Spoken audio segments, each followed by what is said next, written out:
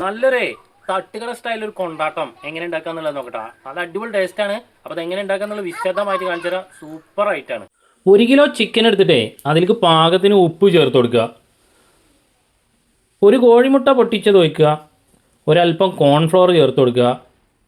എന്നിട്ട് ഇതാ മഞ്ഞൾപ്പൊടി, അതേപോലെ തന്നെ കാശ്മീരി ചില്ലി പൗഡർ ചേർത്ത് കൊടുക്കുക. എന്നിട്ടൊരല്പം വിനാഗിരി കൂടെ ഒഴിച്ചതിന് ശേഷം അത് നന്നായിട്ട് കുഴച്ച് മിക്സാക്കി എടുക്കുക. എന്നിട്ട് ചൂടായ എണ്ണയിലിട്ട് പൊരിച്ച് കോരി മാറ്റി വെക്കണം കേട്ടോ.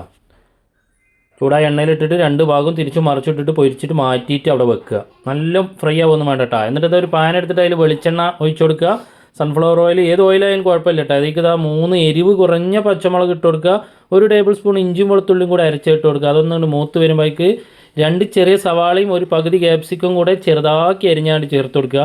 ഇതിലേക്ക് മാത്രം പാകമുള്ള ഉപ്പിട്ട് കൊടുക്കുക. കാരണം ചിക്കനിൽ നമ്മൾ ഉപ്പിട്ടിട്ടുണ്ട്. അപ്പോൾ ഇതിൽ ഉപ്പിട്ട് ഇടുമ്പോൾ നോക്കണം, ഏറാതെ നോക്കണം. എന്നിട്ട് അതിലേക്ക് നമ്മളിതാ കാശ്മീരി ചില്ലി പൗഡറാണ് ചേർത്ത് കൊടുക്കുന്നത്. 1 ടേബിൾ സ്പൂൺ നിറച്ച് ചേർത്ത് കൊടുത്തിട്ടുണ്ട്. ഒന്നും ഇളക്കി മിക്സ് ആക്കി എടുക്കുക.